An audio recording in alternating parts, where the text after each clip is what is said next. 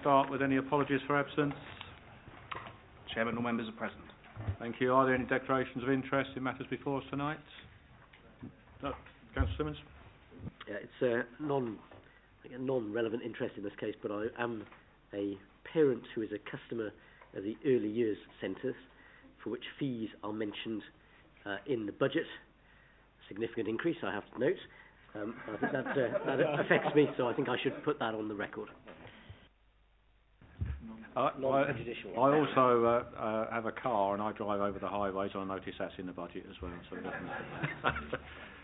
okay, item 3, to approve the minutes of the last Cabinet meeting. Are they agreed? Agreed.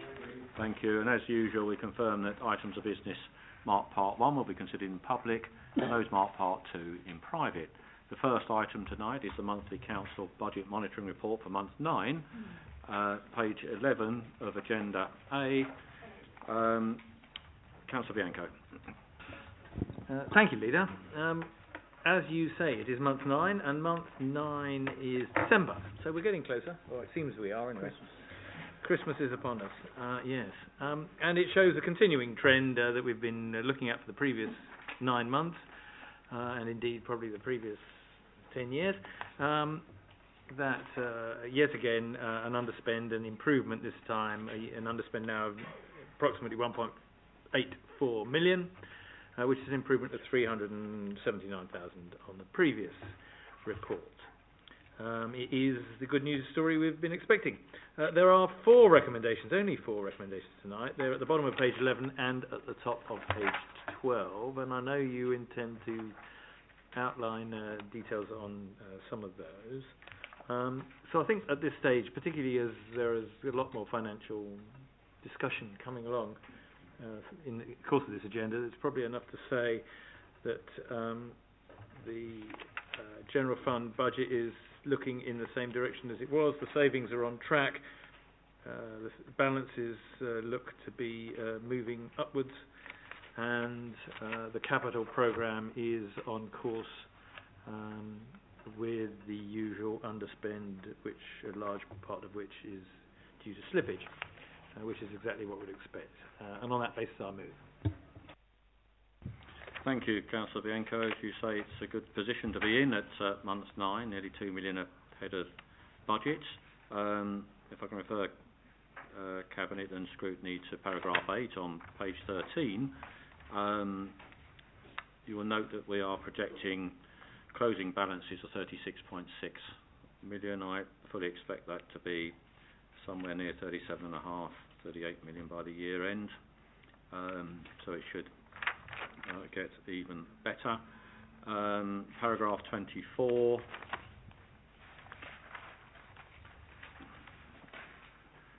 And it'll get better for other reasons other than this, but the priority growth funding, we have unspent priority growth funding, and we have some unspent Hillingdon improvement programme budgets that total nearly 1.7 million. If they're not allocated, they are available to carry forward as balances or reserves. And finally, paragraph 29, the HRA housing revenue account currently forecasting an in-year overall surplus of 12.9 million, which is 3.6 more favourable than we were budgeting for. And as the final sentence of that paragraph says, as a result, HRA general balances are projected to increase to 46.8 million by March 2017, with a significant sum of this earmarked to support investment in new housing stock. We currently have the strongest HRA, we believe, in London, so it's a good position for the HRA as well. Turning back to the recommendations, the first one obviously is to note the forecast position, which Councillor Bianco has indicated. Recommendation 2 is to note the Treasury Management Update, Appendix E, which is page 50.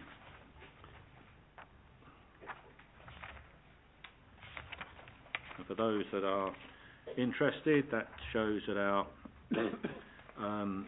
deposits, Treasury deposits of 140 million are attracting an average rate of return of 0.58%, which is terrific, considering that on our 76 million general fund debt we're paying 3.3%. Only one scheduled general fund, Public Works Loan Board, EIP, that's equal instalments of principal debt, was repaid this month, £750,000, and no early repayment opportunities. That's the Treasury Management update. And on pages 51 to 53 are the areas covered by the delegation to myself and the Chief Executive for agency workers. 81 agency staff, 43 of these earned more than 5k a month. If you look through and find the senior social workers, the educational psychologists and the mental health practitioners, they go on this list if they total has run up over 5k. We do also obviously have other agency staff who haven't reached that at a lesser cost. Some cases it's cheaper than a salary cost to have agency staff because of holiday sickness, NI and pension, but in every case where we have any agency staff, it's for the benefit of the service and our residents. And finally, recommendation 4.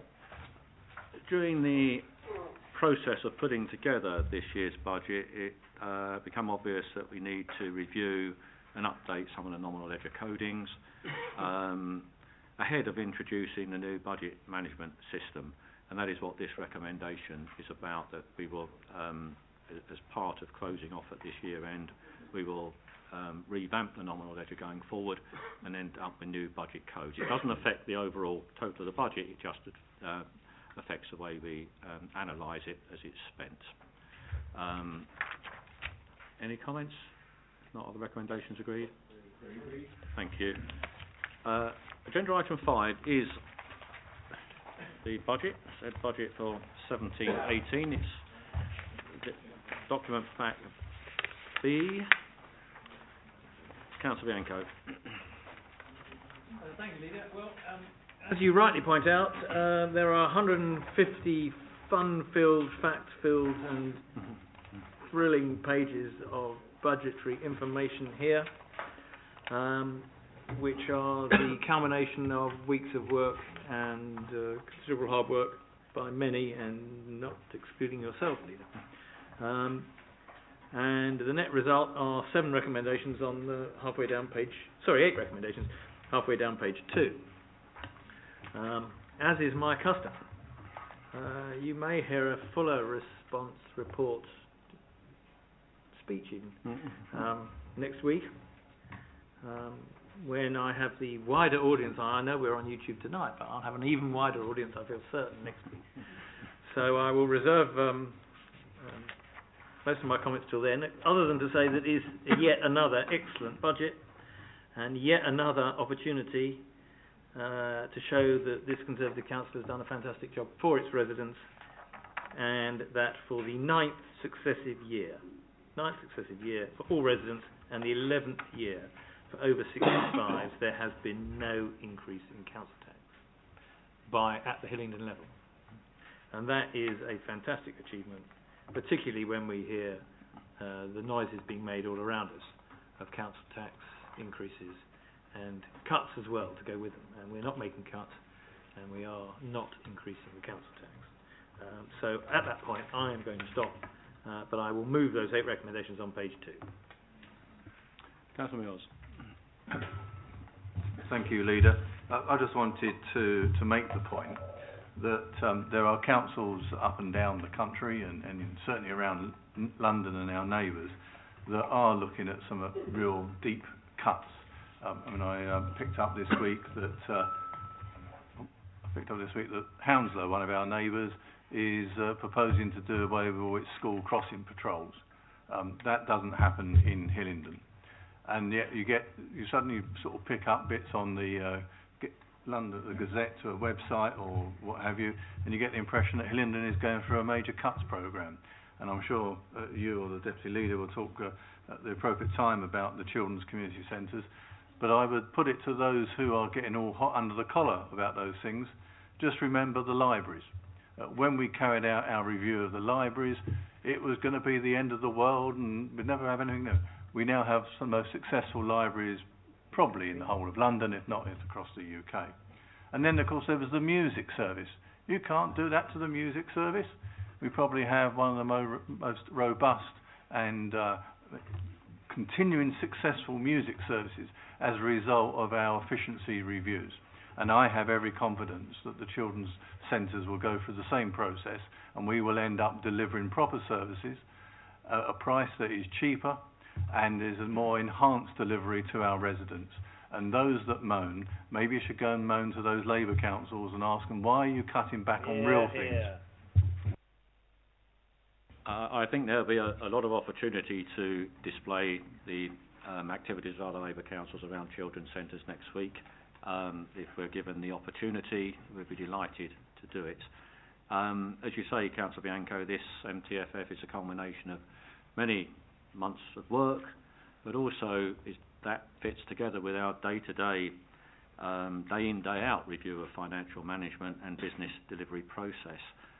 And given that, like all other local authorities, year-on-year funding reductions from central government is coming at a time when our population, as I've often said, is rising at both ends of the age spectrum, the maintaining of what we're achieving in Hillingdon in service delivery, in facilities, in fees and charges and ongoing taxation freeze is frankly remarkable. We will of course provide a detailed account of our budget at the Council next week, and if they arrive in good time with the relevant information, we will consider any sensible Labour group amendments. So please note that, Labour members. No back of the fag packet on the night, please, in advance, so that they can be properly considered, and they will be. I think just... Despite the advice on the feedback. Yes, despite the advice on the feedback. Just a note for executive scrutiny, as is coming to Council, it's not a matter for you tonight. We'll say no more at this stage, as we've got unlimited time at Council to speak on this. Are the recommendations agreed that we put this to Council? Agreed. Thank you.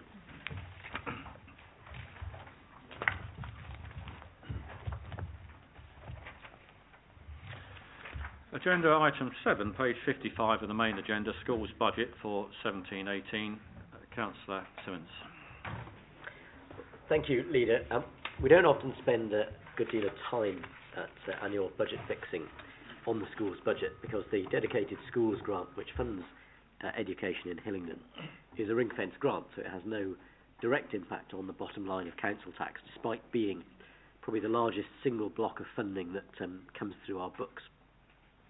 And it's long been our practice that we accept the recommendation of the Schools Forum, which is the body of elected representatives of our schools, both governors and head teachers and other organisations, about what should happen with the way that that money is divided up. Now, partly due to fairly late arrival of guidance from the Department for Education, partly due to disorganisation really at the Schools Forum, a lot of decisions have been made very late in the day, and they will have some quite significant consequences for schools in the borough. In particular, the longer term impact of the changes in the way that the dedicated schools grant is paid will result in a reduction in funding for special educational needs within the borough and an increase in many cases in the funding going to mainstream education. So within the context of the new national funding formula, Hillingdon overall is a modest gainer out of that process. But within the context of it, within the borough, there will be some schools that see significant rises in their funding and others that see significant falls. The second issue which I just draw attention to, and the Leader made reference, and I in my declaration of interest made reference to the early years centres. Now, the funding for the early years centres was part of the schools block of the dedicated schools grant from its inception in 2007, because that was something which had been funded through our education system for a very long time. So as a historic commitment, the budget has always been there. Schools Forum have taken the decision no longer to use that money for the purpose of funding early years centres to make a significant reduction in the support that's available. Clearly that does have a knock-on consequence which will be the subject of some further discussions later on. Partly that is reflected in the fees report. It's also reflected in the bid review of activity in those centres, but clearly what they do supports the activity that goes on in many of our children's centres. The two interact a good deal, and therefore, as we look at the outcomes of the consultation on the children's centres, which is a topic of great political debate at the last council meeting and will be in future, I have no doubt, we'll need to look at how the decision that Schools Forum has made to withdraw a large block of funding from our early years centres and have that knock-on effect on other parts of the services that we provide. So with those comments, I move the recommendations set out 1 to 5 on page 56. I know Councillor Bianco, whenever he moves the council tax paper, has the pleasure of a relatively straightforward formula that he can read out and challenge people to memorise.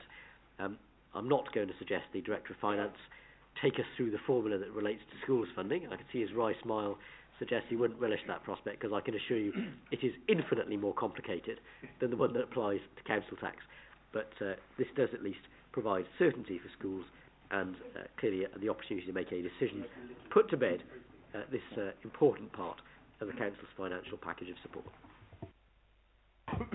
Thank you, Councillor Simmons. I think you're absolutely right. The Schools Forum have responsibility for the budget here, and it has been our practice not to interfere with the decisions they make as long as they deliver a balanced budget.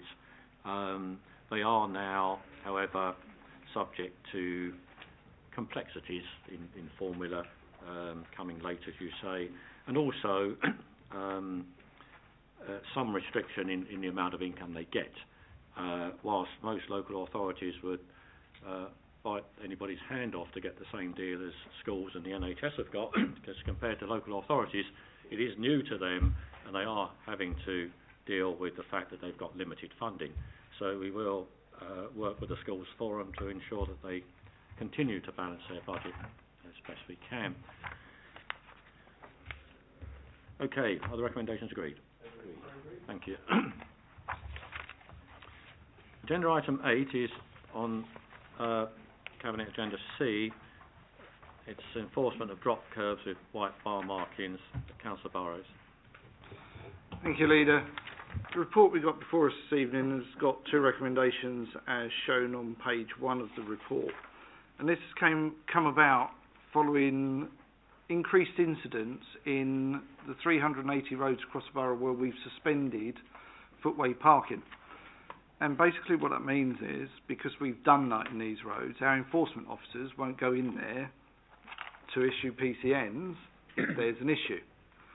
So we looked at how do we resolve this. There are 2 parts of legislation we can use, and they're shown on recommendation 1. And we will put a white bar marking across anyone's drive that requests one. There's a cost of £135, a one-off fee, unless you're disabled, and of course you do get that free of charge. You can then register your drop curb with the council, and once it's been registered, the enforcement team can come and issue tickets to any vehicle that parks across it at your request, and they will come into your roads and do that. There are other ways also, because we're also getting complaints about the whole vehicle parking on the pavement. There are other ways that we can approach that as well, and when we move down those steps of parking management schemes, etc., obviously these roads will be consulted, and consultation will take part of actually that process. But for this actual enforcement drop curbs, we don't need to consult the 380 roads, for the simple reason being, and it's stated on page 4, consultation with residents has not been undertaken on the basis that section 86 TMA 2004 does not require it, and it doesn't. We can enforce this because basically the residents will be asking us to enforce their own white bar marking. Okay, so there is now clear guidance for our enforcement team, and also the actions that can be taken, and hopefully resolve some of the issues that the residents, particularly in these 380 roads, are actually experiencing at the moment. So I move the 2 recommendations. Is that agreed? Agreed. Thank you. Agenda item 9, page 107, School Capital Programme update. Councillor Simmons. Thank you, Leader. I move the report, which is the regular update on page 107. And given the state of my cold, I will answer any questions, should anybody have them. No questions, I take it? No.